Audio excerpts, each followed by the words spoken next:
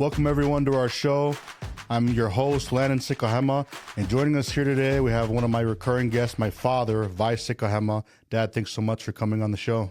Recurring guest, nice, very nice. I'm honored. Well, thanks so much, Dad. Today, I want to talk to you, Dad, about one of the more important and unique and nuanced pieces of NFL history, particularly the player strike during the 1987 season. We'll get into a little bit more after that, but in this year, you just finished your rookie year, you went to the Pro Bowl, and then your second year, it was 1987. Did the strike start in game 2? The strike started after the second game of the season, but we were having discussions as a team with our what were they called? They were union reps that were on the team, and the discussion was whether we would go on strike. Now, again, I'm just finishing my first year in the NFL, which had been very, very successful for me. As you mentioned, I was I think there were 2 of us rookies that were named to the Pro Bowl. I was one of them. And all of a sudden, unbeknownst to me, our collective bargaining agreement was coming up in my second year. And I'd also signed a 2-year contract with the Cardinals. And so I was thinking, my gosh, first year as a Pro Bowler, second year, I wanted to have a really good year so that I can get a really nice fat contract in my third year. And all of a sudden, we're talking about striking. But the Cardinals, there were some teams in the NFL that were very pro-union. The Philadelphia Eagles was probably the most vociferous team.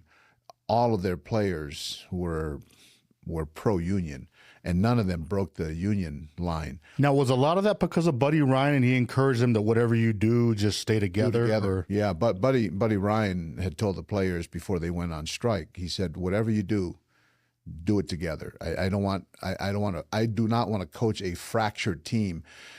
So when the strike was over, that you guys come in and there was bickering in that, which was really smart on Buddy's part.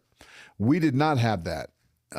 In fact, in our meetings leading up to the strike, it was contentious because there was a group of very pro-union guys on the team, and then there was another group, and I'd say it was probably pretty divided. The other group didn't want to strike. They wanted their paychecks. A lot of them were the older players who were seeing, they didn't. This may have been their last or second to last year, the tail end of their careers, and they didn't want to give up their paychecks. And some of them had, considerable paychecks that they were going to forfeit. So, and here I am as a, second year player, just kind of stuck in the middle. And, but anyways, to answer your question, that's what led up to, and then after the second game, the union decided that we would all strike, and then the strike started. So, we mentioned the case of Buddy Ryan and the Eagles. Did the head coach of every team have a big to-do with what players did? I mean, I know you said some teams were more fractured, some weren't, and you said the Cardinals were pretty fractured. What was Gene Stallings' approach, and how much did he influence? Gene, I don't remember exactly. My memory is that Gene, again, I came into the St. Louis Cardinals with Gene Stallings. He had just finished his first year, and we only won like 5 games my rookie year. I think for Gene's part, he wanted the players to come in, because he wanted to win.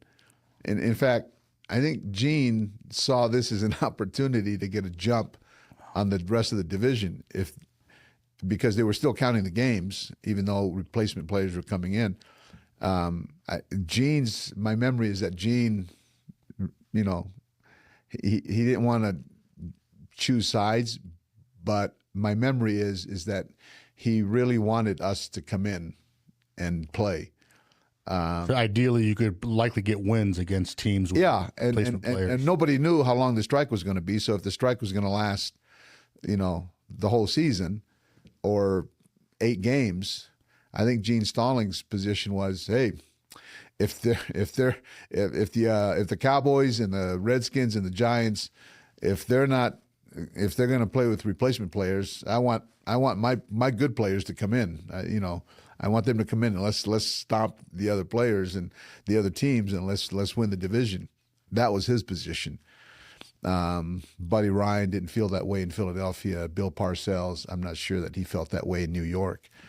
But that was the context of the era. So with that said, when you say it was contentious and pretty divided, it sounds like it was almost 50-50. What was the interaction like between the actual NFL players and the replacement players that came in to?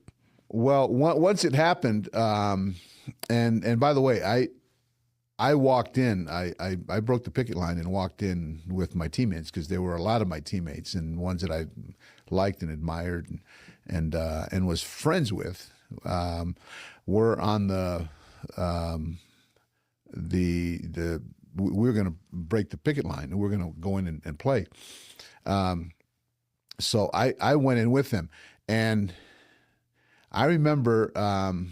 I think maybe the games, it was really strange because we walked in and our teammates were picketing, right?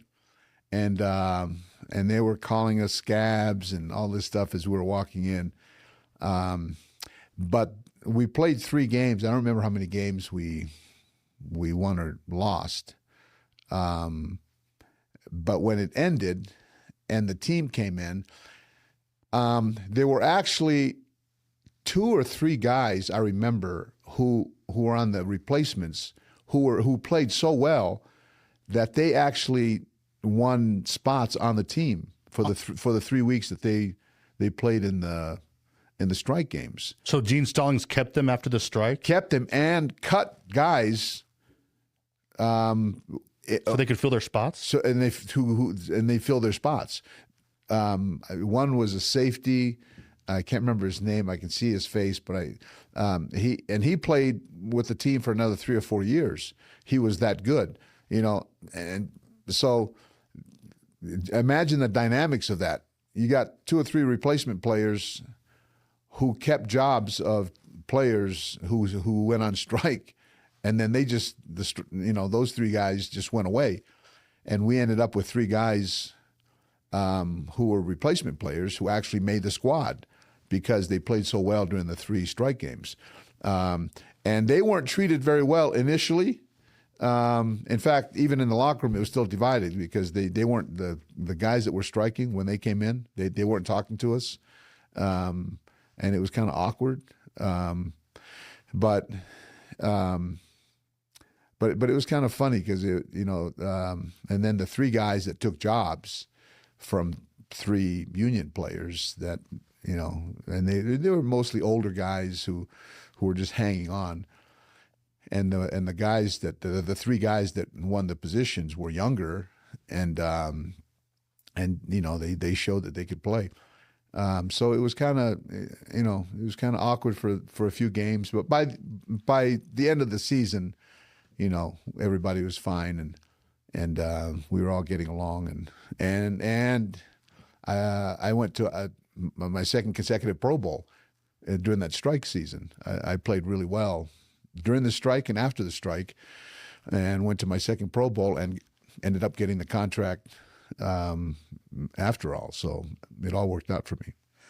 For those replacement players that ended up playing so well that they took some other players' spots, do you remember, were they, had they played college football? Were they former NFL? Okay, so they were. Yeah. Were they former NFL players that gotten cut or something? I think they had been on they had gone to training camp with other teams, and then they got cut.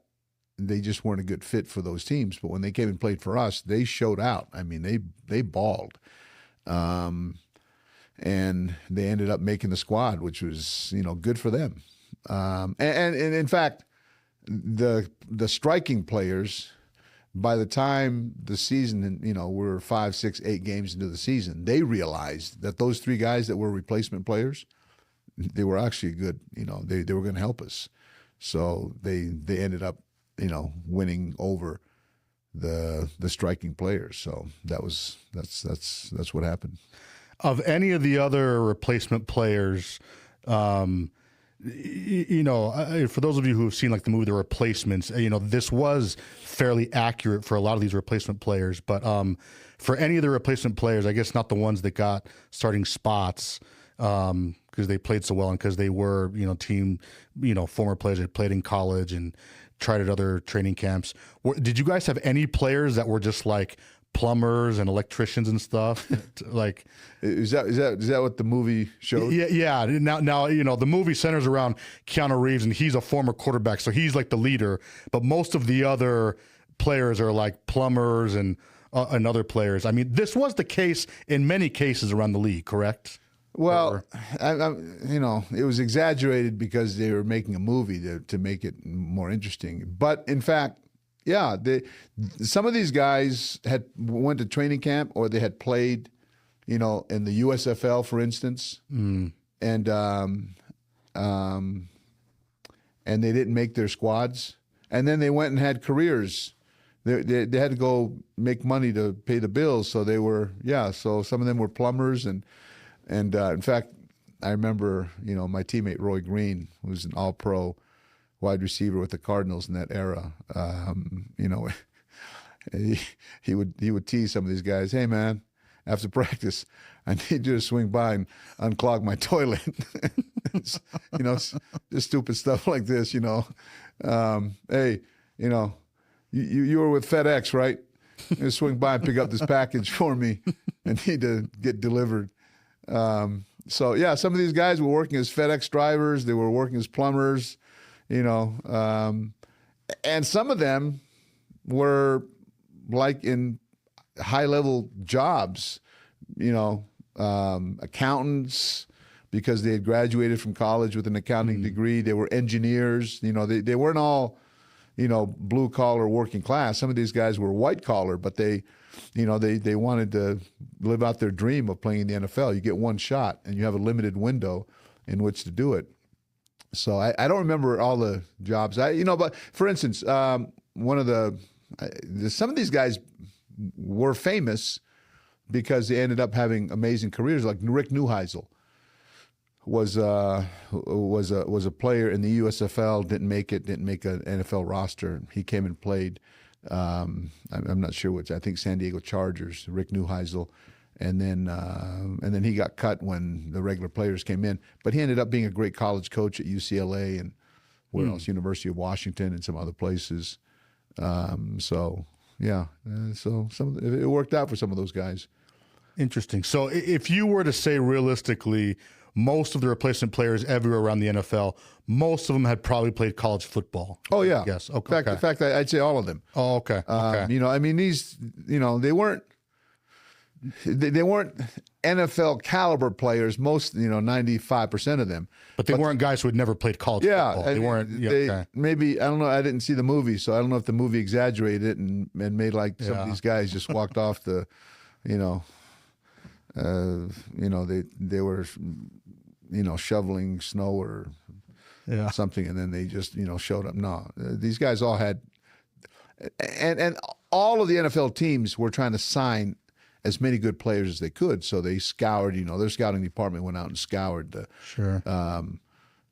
countryside, trying to find guys that had, that were still in shape, that could catch the football, throw the football, tackle somebody, So it was kind of an odd thing.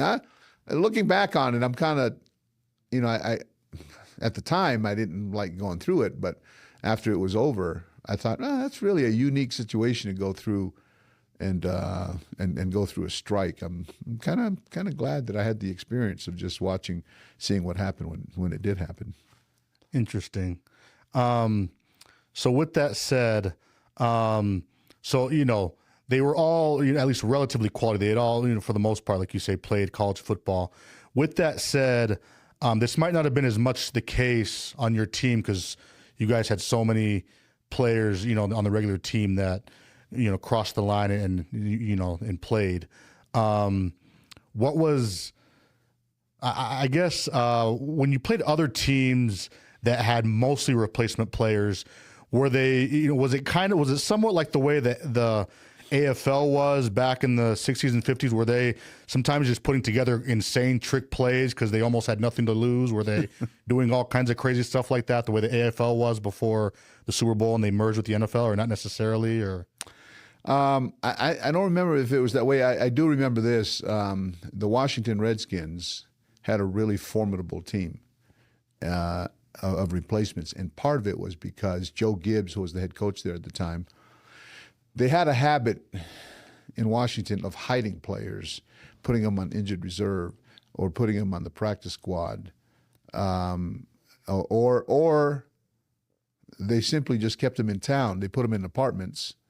And some of the teams that were smart, like the Redskins, anticipated that the strike was going to happen. And so when they had their final cuts in late August, early September, they didn't know when the strike was going to be, but I think they anticipated that the strike was going to happen within a number of weeks. So they cut players, but they kept them in apartments in, Washington area, Northern Virginia. They just, look, stay here, work out, get your gym membership, at Planet Fitness, I don't know, and just stay in shape. And we'll pay for the apartment. I don't know if they put them on, some kind of payroll. But the Skins were famous for that, and then when the strike happened, you see, here's the advantage that they had was the players that they had been playing in their system and knew the system. Oh, because with our team, the Cardinals, everyone was just new, and so it was like training camp at week one with college players where they had to learn the offense. The Washington Redskins players, they were already there. Wow, They had been running their system, so they jumped out to a great start when the replacement games happened. You can do the research. I don't remember how many games, but I think they may have gone undefeated. Yeah. And I think they famously beat the Cowboys in a game in which the Cowboys had almost their whole team. Tony Dorsett and Danny White and some of their key players had crossed the picket line, and they couldn't beat the Washington Redskins team of replacement players, quite simply because those guys had been around and running their system. So interesting. Excuse me. Go ahead. So with that said, with your team where it seems like it was almost 50-50, was Gene Stallings still kind of running the same offense and same defense? Yeah, we ran the same. The coaches don't have another offense, another defense. Sure. They're gonna run what they run. Yeah. So everybody had to learn it, but some teams had the advantage of having players that were already in their system, already there. Do you remember much about, say, the 49ers at the time? I know Joe Montana and especially, other big name players that were highly paid were Jerry eventually, Rice, sometimes the first ones to cross. But for however long they had replacement players, were even they kind of learning the West Coast offense too? Yeah. As complicated as that was, and groundbreaking sure as it was? Maybe they dumbed it down a little bit. And they didn't run their full scale offense or defense, but they ran their basic stuff. But yeah, the replacements had to come in and learn. And the other thing too is that they typically signed players that had been in their system during training camp, or they had played there, because they were veteran players that on those teams that had been cut, but they had been playing for the 49ers or the Cardinals, say, for 4 or 5 years. They just didn't make the last cut, and many of those players were the ones who they enticed to come back and play and get a few more paychecks and they didn't know how long the strike was going to be. So for them, go back and You know, I'm sure they weren't given the same contracts that they had when they were, you know, in their 4th and 5th year in the NFL, but it was much better than probably what they were doing. So, Interesting.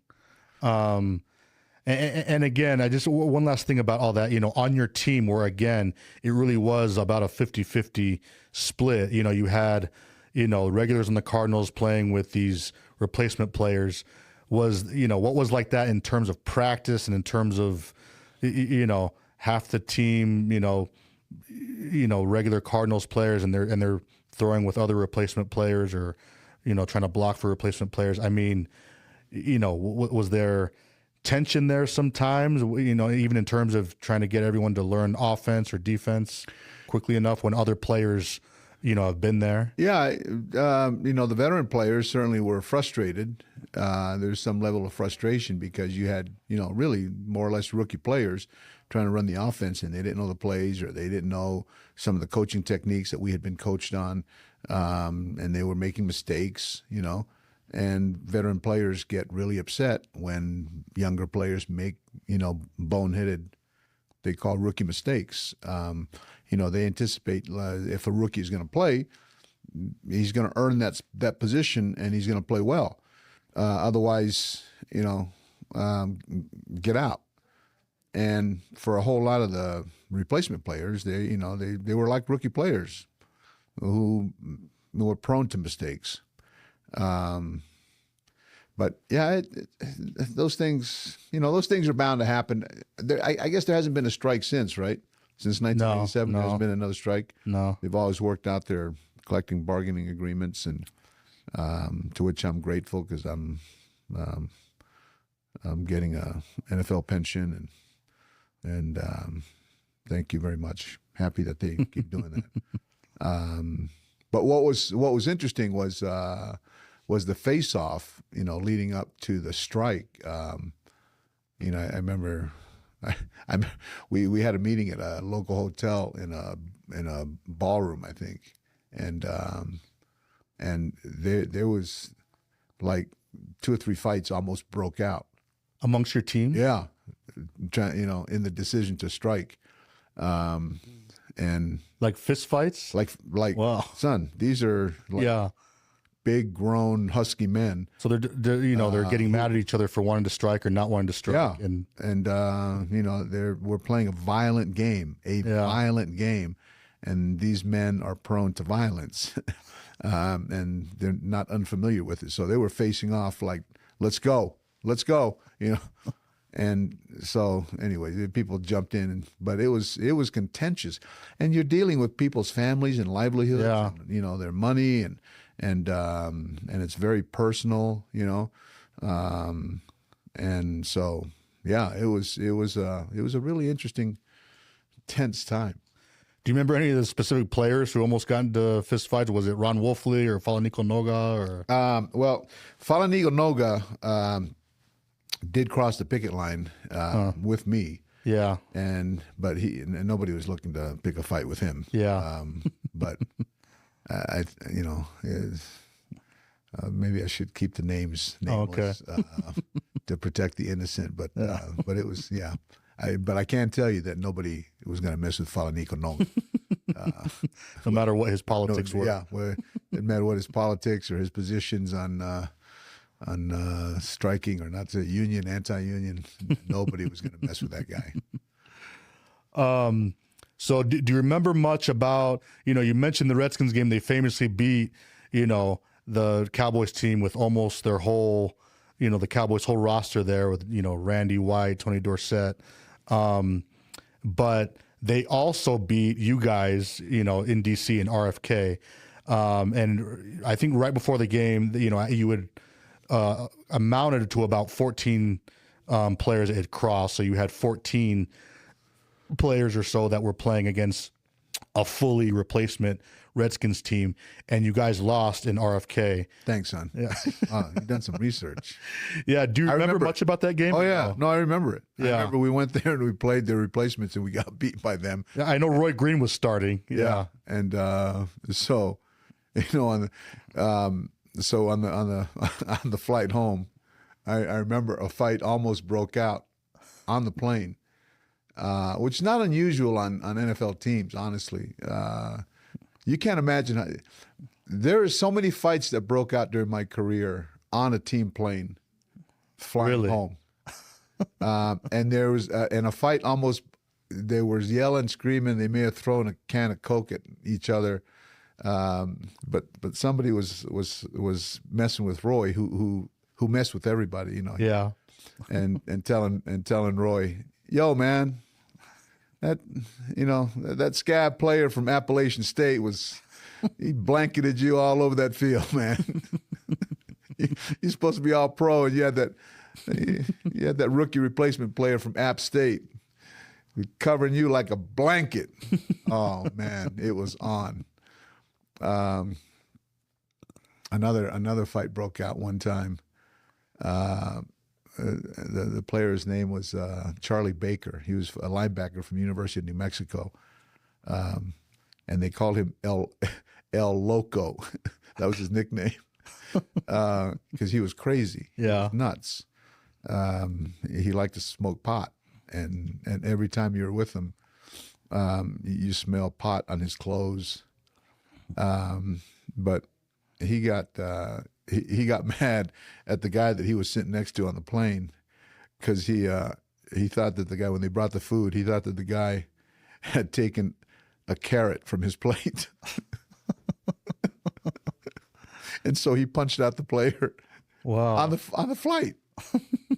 It turns out, no, the guy never even touched his plate, but that's why they call this guy El Loco. Anyways, I'm sorry to get off on a tangent. Oh, it's funny. Okay, so there's that Redskins game. Do you remember any of the other memorable games by chance during the strike? Yeah, the Redskins game. The other thing too was that coaching staff in Washington. Yeah, Joe Gibbs' staff. They were really, and they were a great coaching staff. Yeah. And 2 years later they won the Super Bowl, right? No, they won it that year. Oh, was that the year they won it? Which is the remarkable thing. And 87. Yeah, that's right. I was going to ask you too. The interesting thing is, compared to any other team, there were no So they won the Super Bowl that year. Correct. And they won it again in 91. Correct. Basically the same team. Yeah, mostly. I mean, different quarterback, but yeah. Right. I was going to ask you, they famously never had anyone cross the picket line. Joe Gibbs emphasized, like Buddy Ryan, that he wanted them all to not cross. He wanted them to, stay together at all costs. And so they did. And the interesting thing is, I mean, I don't know how much you buy into this, but do you think that, and they were undefeated, I guess, during the 3 games or whatever, during the strike. So their replacements, were undefeated for them.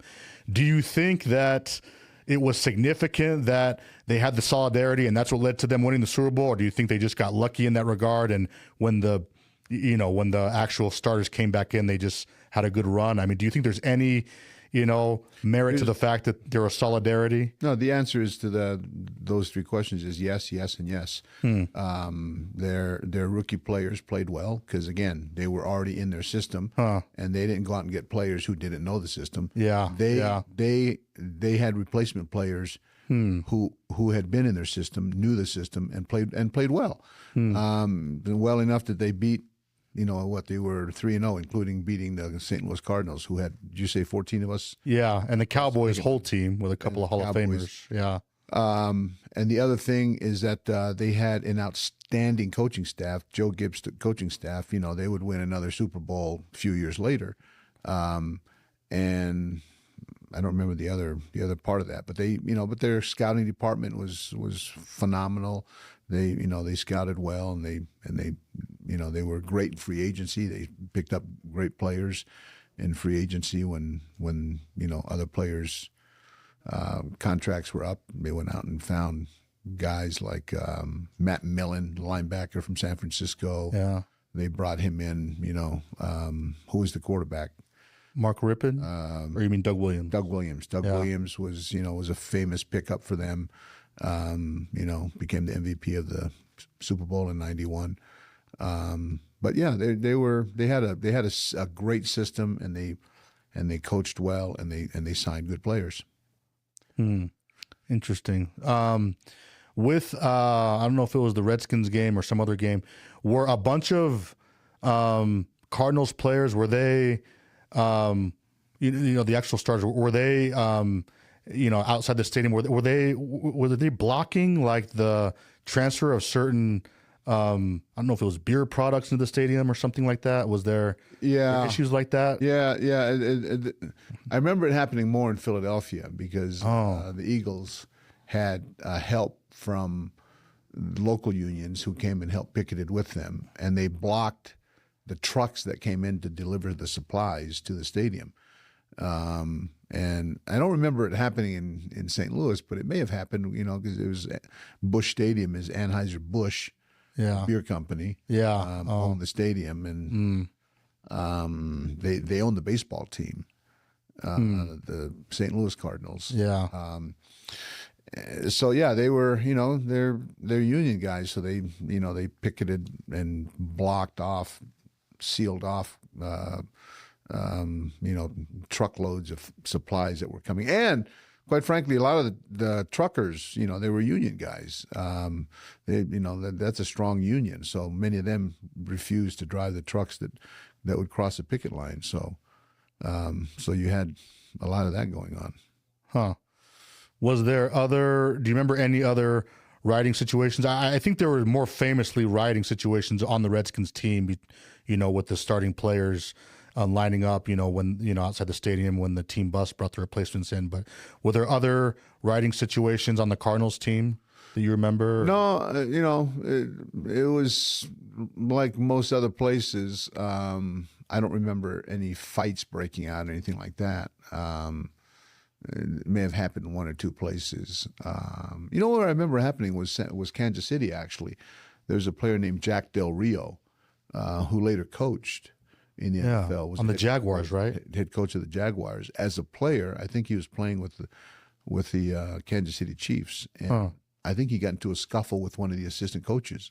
Wow. Who was coming in to coach, and they got into an argument on the picket line, and Jack Del Rio was a big dude and played linebacker at USC, like 6'4", you know, 250.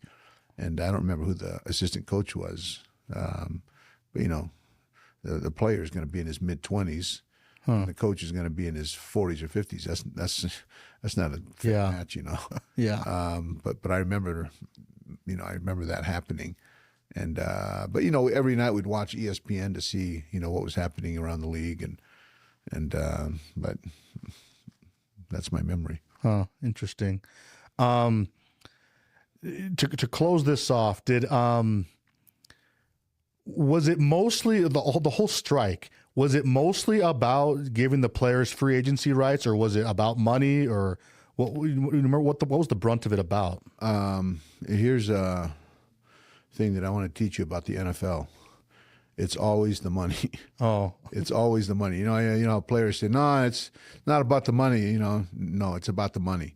It's always about the money. And there's so not so much about the free agency. Billions. Well, it's free agency is connected to the money. You know, the players wanted unfettered free agency so that they can move around and make more money. The teams didn't want unfettered free agency because then it would drive prices up, right? So what they did was they created a system in which they would they agreed on a deal that allowed free agency to happen gradually.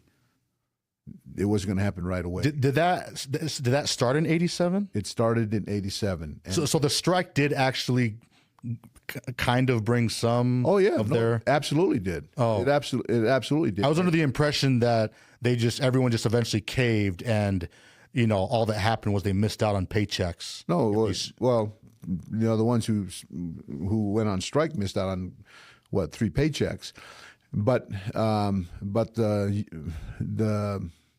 the end result is, and I don't have all the figures, but basically they settled on a situation that was called Plan B free agency.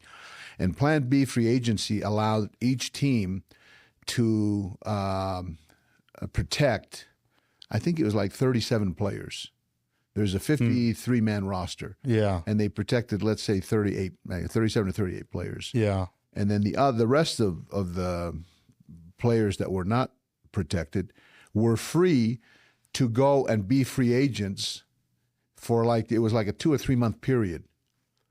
And then if they didn't find another team to give them another contract or something that they can bargain with, use as leverage, then their rights came back to their original team, right? So in 87 and 88 and 89, I was protected by the Cardinals because I was a young player and I was a Pro Bowler, 2-time Pro Bowler at that point. So they protected me the first 3 years of that free agency.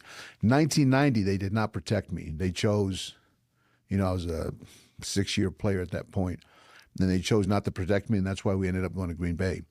I went to the Packers. The Packers picked me up during that 3-month period when I was free to go shop my services. And then we were in Green Bay for 1 year, and then they did not protect me. But my contract also expired. So the protected players, I think you had to be under contract. If you were not under contract, you were free to go. And then we ended up signing with Philadelphia. Eagles picked me up, and we went there for my last 2 years in football. So it worked out really well for us,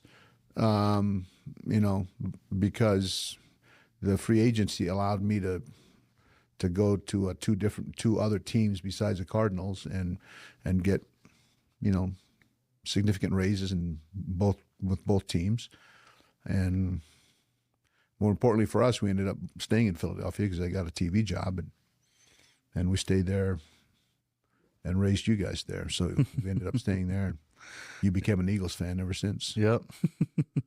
So did free agency, was it in 93 or so when it became a full-fledged thing? Or I think it was, so 93 sounds right. But you're saying it, with the strike in 87 did start the process. Yeah, and so there was absolutely. something won in that regard. Yeah. In the strike. Yeah. The NFL Players Union won the right for free agency, and it didn't happen. I'm not sure exactly why it didn't happen right away. Maybe the union, the NFLPA, decided that as a give back to the NFL that they wouldn't, that they wouldn't have unfettered free agency. I mean, totally clear to go wherever you want to go. That they would do this gradually. So that the Plan B free agency was the give back to the NFL that we'll do this gradually, so it's not sudden and I think that way there wouldn't be wholesale changes, like an entire team. We just wipe out their team and just bring in a bunch of new players. I'm not sure that that's ever happened, but that was the premise. Huh. So like you said, you did make your second Pro Bowl that season. At the end of the season at the Pro Bowl, was it a very different feeling at the Pro Bowl that year from the year before, given that it was just finished a strike year? I mean, or were things much different? Or? No. Yeah, I didn't feel any difference. It was my second Pro Bowl. I'm in Hawaii with all the legendary players, and there was no sense, no feeling that anything was different. It was interesting too about the Pro Bowl.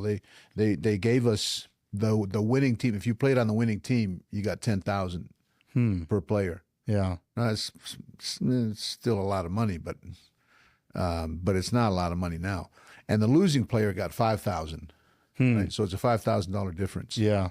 And what was interesting is that in 1986 and 87, players played hard to earn the $10,000 on the winning team. So the Pro Bowl was taken very seriously, and people really wanted to win it. They wanted to win it, and they and the other thing is that the coaches too, they weren't making great money either. So the assistant coaches, they were coaching hard. In fact, my rookie year, I fumbled 3 punts at the Pro Bowl, lost 2 of them, and Joe Gibbs was his staff in Washington. They had lost to who did they lose to in the NFC, because they took the losing team from the NFC Championship game. And you're saying that's who coached the Pro Bowl? And they coached the Pro. Yeah, they lost to the Vikings. No.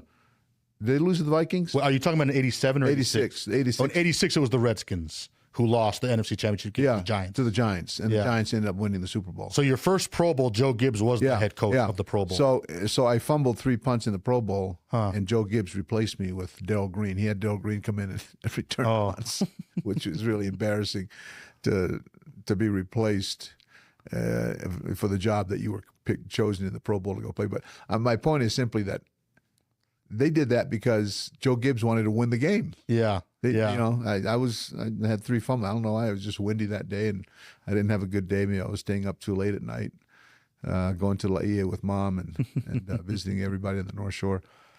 But it was a big deal to win the Pro Bowl because the 5 extra thousand that you gained from winning it made a difference in people's paychecks, and which is funny now because these players they don't even play anymore, and nobody would play for that that small amount. But anyways, that's what was happening then.